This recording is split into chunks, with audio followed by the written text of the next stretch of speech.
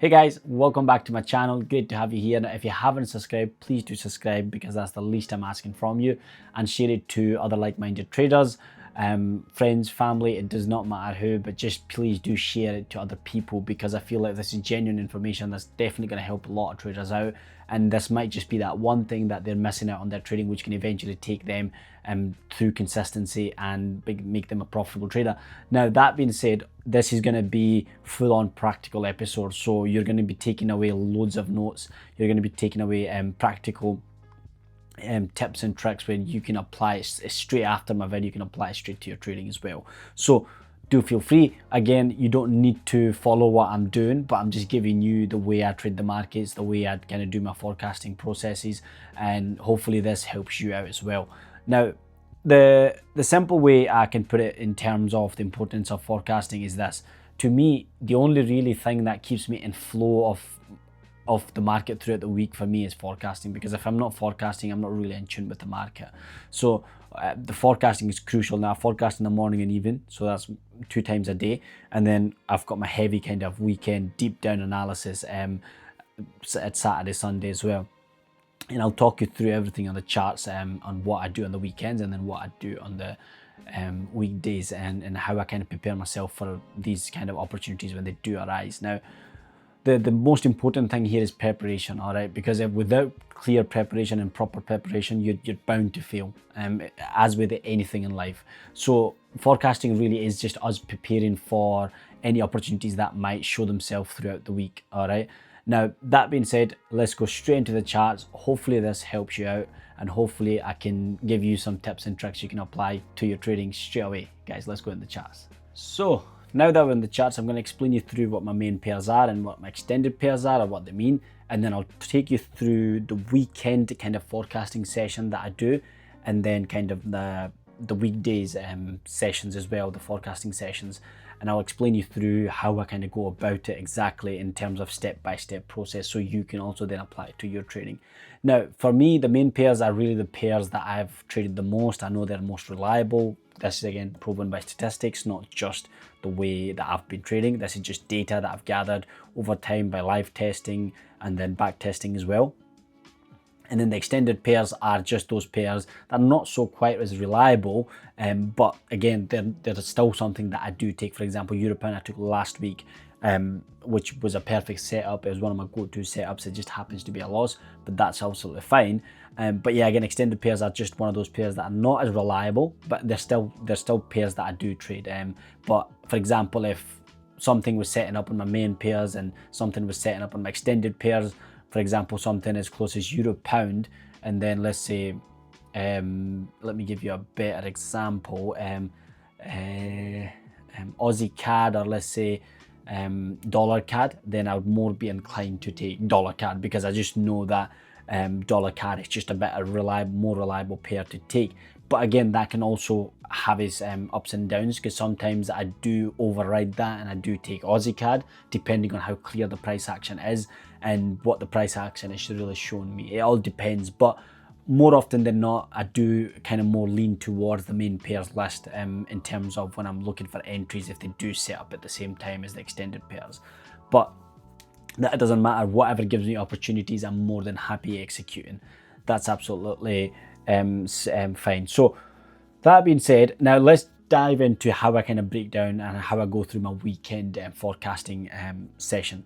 Now on weekend, really what I do is, so on Saturday, what I really do is I just go through my daily time frame. All right, now I don't have any other time frame except the 3. So I've got my daily, the weekly, and the 1 hour. So the daily and the weekly is my more of like a sentiment time frame, to get the higher time frame sentiment, if you like to say, or kind of a directional indication on where it wants to really maybe go for the coming week. So I really use that, the daily time frame and the weekly time frame for that. I try to get understanding of where the price is most likely to go. For example, let's say for Aussie yen next week or coming week, what I'll be looking at is this. So if I remove these all quickly, if I show you this, so to me, what I'm looking at overall is, if we do zoom out very much, we can clearly see, right, yes, this move itself is quite bullish, but that's absolutely fine. What I do is I plot in my most recent volume points. So we've got one here, but that's really irrelevant at this point, so that doesn't matter. We know we've got a volume point here which was tapped onto by this area. We pushed down and then we kind of came back up. So as we can see, we haven't really respected that area that well. We broke past this previous volume point, we haven't respected that area either, and we've got price potentially tapping into this area. So for me, next week, all I'm really looking at is we've had this move up, continuation to the downside, we've had this another move up, we've had this big massive correction, we've continued to push up. So what I can see potentially happening is most likely we're going to tap into this high, right? Very, very likely, 90%. I think most of the times when price is so close to these areas, it does tap those areas because it acts like a magnet, all right? Because this is where volume is situated, and most of the time price wants to grab that volume, and then we do see that volume getting distributed after it does tap into that area. Again, but we also are aware that there is another one just above it as well. So this is very crucial because now we know we've got this much space if we do want to go long, because longs seem very fruitful here and they've seemed very probable, because if we know price most likely will tap into these areas, going long for next week is no brainer. So then what I'll do is I'll go on the 1 hour, because I already know my kind of higher time frame analysis on Aussie yen.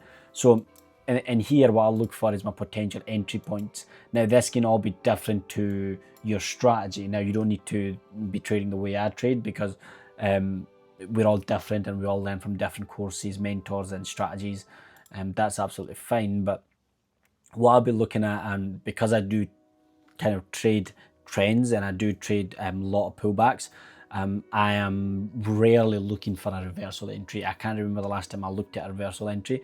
I just go with the trend. Trend is my friend, basically. So to me, I'll be looking at price to tap into these areas. I know I've still got a lot of area just to kind of even get a couple of 3 to 4%. I know I've got enough area there. So I'll be looking for as well price want to push back above, at least below, where I deem this as a good enough kind of pullback for me to go, do you know what, this is solid enough.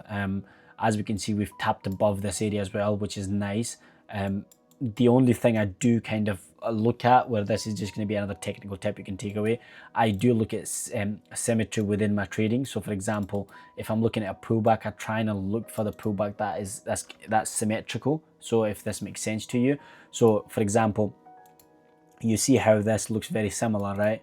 So move from here to here, all right, if we measure it as with that trend line, you see how this is looking very similar. So this is one of my one of the kind of points that I look at when I'm looking to jump into these trend trades, all right, nice and simple. So but with this, I know for a fact that this won't be ready as of yet, because I'll be looking for price to at least come to at least some sort around this area and giving me some sort of pullback entry, and I'll be more than happy to take this entry to the upside. Even if we, let's say, get around somewhere around this area, on Aussie yen, you'd probably typically look at 15 to 18 pip stop size.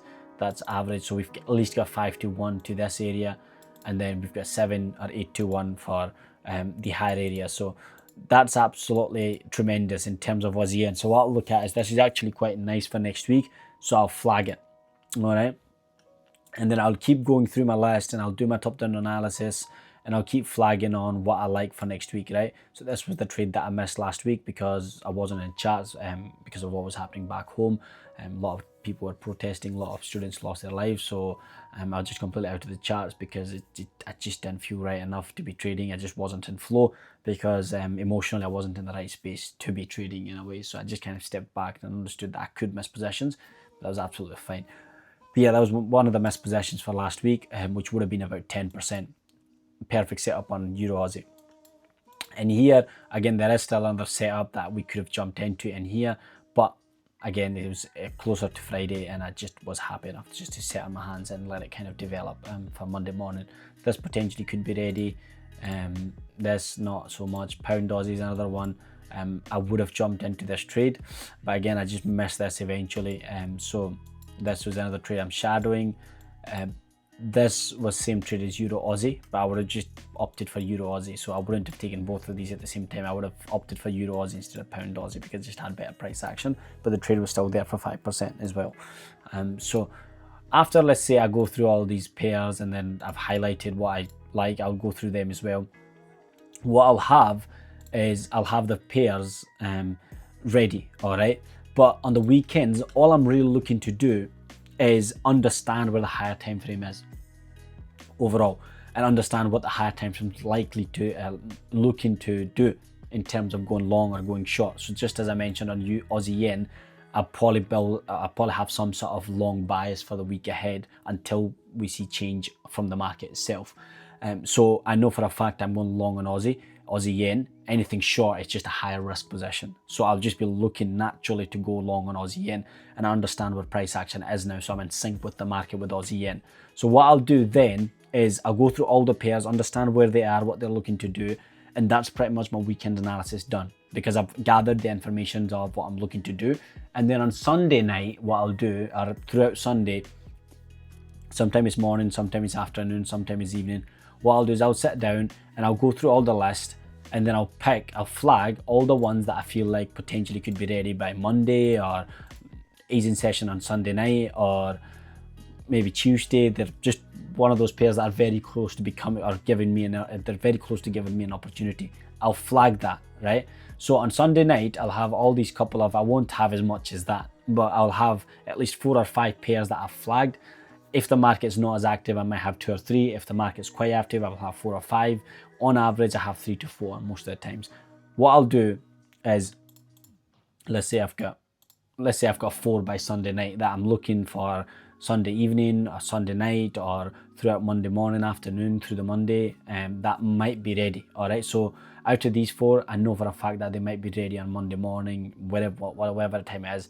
What I'll then do is, for example, I know Aussie yen will take a little bit of time. It won't be ready straight away. So I'll just have this on my watch list, all right? The daily watch list this is. For example, Pound Aussie, let's just say price was sitting around this area and it's quite close to my entry point. I would say this would be on my daily focus. So when I wake up, let's say we've put 3 on daily focus. I know Aussie yen needs a little bit of time, so I don't need to put my attention as much, but it still needs my attention because it is quite close to the area that I'm looking to enter into. So that's fine. So we don't need to keep an eye out on Aussie yen, or every couple of hours anyway. But Pound Aussie, Euro, Kiwi, and Euro Aussie, all right, by Sunday night. So this is your basically evening forecasting. So this will be the list that I've selected for the next morning. And then what I'll do is I'll wake up quickly. What I'll do is I'll go through all this. This is your morning forecasting, because we've gone through our weekend analysis. On Sunday night, it's basically an evening forecasting. So I'll explain that in detail after I go through the morning forecasting. So on Sunday night, we've picked the pairs for the week ahead. So what I'll do is on Monday morning, I'll go quickly through all these pairs again. It won't take much. All I'll need to do is I've highlighted Aussie yen. I know what I'm looking for. That's fine. Aussie dollar, has anything developed? Nope, we move on. CAD yen, has something developed? Nope, we move on. Euro Aussie, I've highlighted it. I know where it is. Is it still valid? Yes. Is it still looking to give me opportunity? Yes. So we still keep the highlighted. Euro Aussie, let's say Euro yen, something has developed, all right, from the night before. So I'll flag that. So on morning, what you'll have once you go through all your list, you'll have this. And to go through all this list, it'll probably take me 5 to 10 minutes at max, all right? And then I'll have this list. So as we know, Euro yen and Aussie yen potentially might give me an entry later on in the day or something. It won't be as early as in the morning or something. So I don't need to keep an eye on for that, but it still requires my attention. But Pound Aussie, Euro Kiwi, Euro Aussie does require my attention. So what I'll do is, now you don't need to do this because you can just have it watch list and you can forecast a couple of scenarios, save it in TradingView, or you can take screenshots and save it in Notion or Evernote or whatever kind of platform you use for making notes or saving pictures and stuff or journaling. But I just use Loom. Now Loom is very simple to use to me. I just pay like £70 subscription a year. So what I do is I make a Loom recording of these 5 pairs and I just break them down as a voice kind of video recording. So what I'll do is I'll record myself just like I'm recording just now, but obviously not with the camera recording me. It's just the screen and with the voice on. I'll go through the pair in terms of the daily, the weekly, the 1 hour, how I'm looking to enter the market, the potential scenarios it might give me, and I explain that on that video. I go through it all, and then throughout the day, if price is looking to come up to an area, I set an alert. But if it's already hovering around that area, I just become very active in terms of checking my charts. And then throughout the day, I'm just checking my charts, and something sets up, I execute. Simple as that, and then I put it away to journal. Now, let's say that's pretty much my morning forecasting kind of summed up, okay? So I wake up, I go through my charts, I know what I've highlighted the night before, and I go through everything again anyway, and I'll pick my daily watch list as I've done here. And then on this daily watch list, I'll make a Loom recording, and I'll save that on my Notion, and I'll go through all the different potential scenarios the market might give me. And simple as that. That's kind of my morning forecasting done. And throughout the day, I know what I'm looking for. I know the forecast that I've done, and they all have to be according to my trading plan. So this is key. When I do forecast those scenarios, they're not just random forecasting setups that I've forecasted, all right? They're all part of my trading plan. Every single setup that I forecast, they have to meet the trading plan. So when I do take that setup, I know it meets the plan. As simple as that. There's no guesswork. There's no conflicting informations. There's no hesitation. I just know that it meets the plan, and I did forecast that scenario. And if it does showcase that opportunity to me, or that setup does arise, then I just execute. That's pretty much it. Now, on the evening, what I'll do is, I know for a fact that around 10, I don't really trade from around 6 o'clock to 10 o'clock, or at least 11 o'clock, because I don't want to be going into spreads with trade fully open at risk at 1%. But then at the same time, I don't want to be trading it kind of when the swaps widen at 10 o'clock. So, in the UK anyway. So what I do is, around 6 to 11, I don't really trade unless I've already got a trade open and it's risk free or it's at break even. That's absolutely fine. But I don't really take trades at 6 to 11.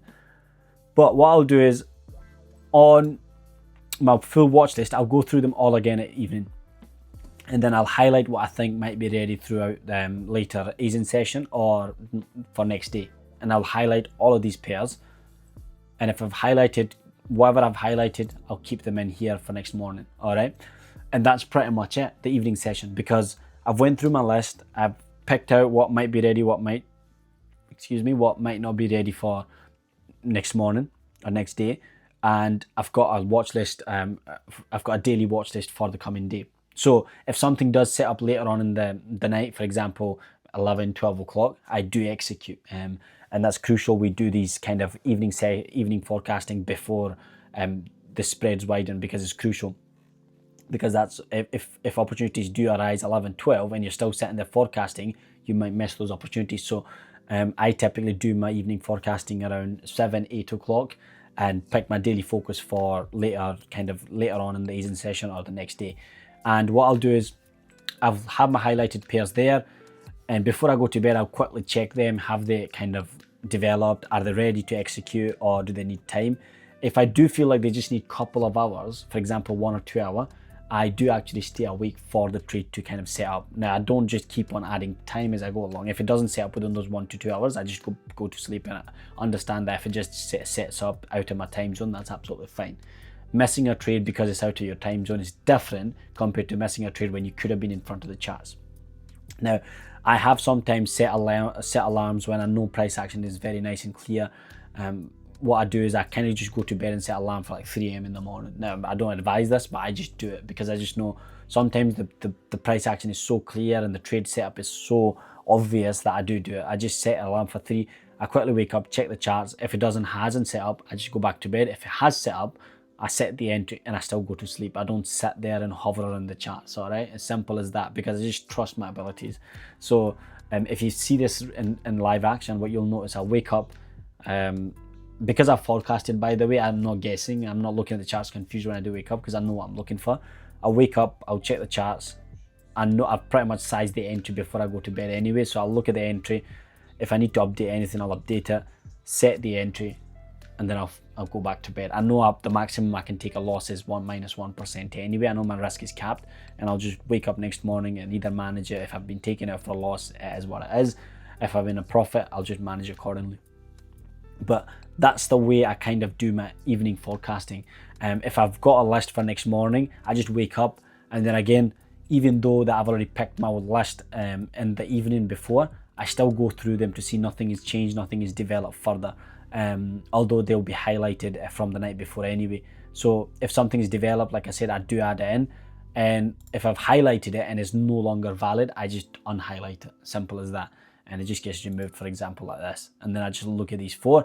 And then what I'll do is I'll do a loom recording on in the morning and then evening as well. So it's nice and simple. The recording doesn't need to be 30-40 minutes long. The loom recording is max 10 to 15 minutes long. And I just save those videos. It saves automatically on Loom anyway, but I do save them in Notion as well, so I can cross-reference when I do take a position. If I take a position and I go, do you know what, on the plan, I've checked it doesn't meet the plan, did I forecast this scenario? So then you can go back to your video and cross-reference your thought process, what you're forecasting. If you did forecast that, if you didn't forecast that, then why did you take it? If you did forecast it, then why did you forecast something that wasn't in your plan? And it's very easy to cross-reference, if you know what I mean, because you can gather the raw emotions, the thought process as you talk through the forecasting sessions, because I think it's crucial. I used to just take screenshots, but I just feel like making a recording of your forecasting just gives you a clearer picture of your thought process on the exact moment of forecasting, and it gives you potentially areas where you may need to tweak, or maybe areas where you may start seeing patterns on your forecasting where you can avoid and you can implement or you can tweak. So it's very crucial. So guys, that is pretty much it, and it's nice and simple. So just to sum up, on the weekends, I get a weekly or daily sentiment of the overall direction. So what I'm looking for within the weekend is to gather information on the daily chart and the weekly chart, just to see where price is most likely to go. Is it going to go long? Is it going to go short? Are we near to double tops? Are we near to double bottoms? Because that gives me an inclination where price might be heading. So that's pretty much the weekend stuff done. And then on the weekdays, I just forecast in the morning, I forecast in the evening, and I take a loom recording of doing that. All right. Now, I don't take, like I mentioned, I don't take loom recording of the full list. I'll first go through my full list, and then once I've gone through the full list and I've just got my daily focus, daily watch list, just like here, four pairs, I'll make a loom recording on the 4 that I've got as my daily watch list. And same for the evening forecasting. So I'll just make sure that I just go through my I make a loom recording of the pairs that are on my evening for the watch list, and then the same for the morning watch list. Because you've already went through the watch list 2 times anyway, the morning and evening, so you don't need to make a recording of the full list, because you're pretty much clued up with where the market is. If something is pretty much nearby your entry point, those will be in your watch list anyway, in your daily watch list from your morning ones and your evening ones, and you just make a recording of that. And you can always cross-reference after taking a trade when you're doing your ASR, and it just helps you out a lot better than just having a drawing on your charts or just a screenshot. Screenshots better than drawing, but I just feel like actual recording of you talking through the forecasting process, it just gives you a lot more clear understanding of where your thought process was when you're forecasting, and it just kind of improves your trading so much quicker than just by taking a couple of screenshots, because you don't really know what you were thinking if you just take a screenshot, unless you do write them down. But I just feel like this was a massive game changer to my trading when I started doing that, and it's so clear, because every time I took something that I wasn't meant to take, I would go back to my forecasting video and I'll look at either if it was a morning or evening one. I'll look at that and I'll go, right, what was I actually forecasting? Let me go through that pair. I'll just sit there, watch my own forecasting video, and I'll go, do you know what? I did forecast that, but I said I wasn't going to take it. But why did I take it when the market did do that? And then you can always cross-reference like that. Or, for example, if you did forecast something that you were meant to take but you didn't take, then why did you not stick to your forecasting? Or, for example, if you forecasted every scenario but not the scenario that market kind of presented, then you go back to your forecasting video and you figured out that you didn't even forecast that, then you need to understand, right, why did I not forecast that scenario? And it's just a very nice and simple quick reference guide in terms of your forecasting sessions.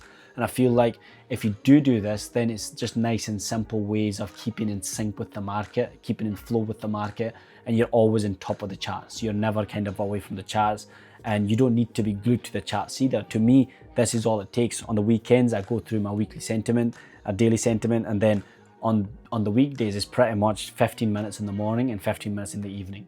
That's really it in terms of chart work. Unless something sets up, I'm in the charts executing either from a computer or from my phone if I'm outside. But most of the times, it's literally just half an hour to 45 minutes of chart work is required for me throughout the day. That is it. I don't sit there and go over my, sit there and force something that's not there.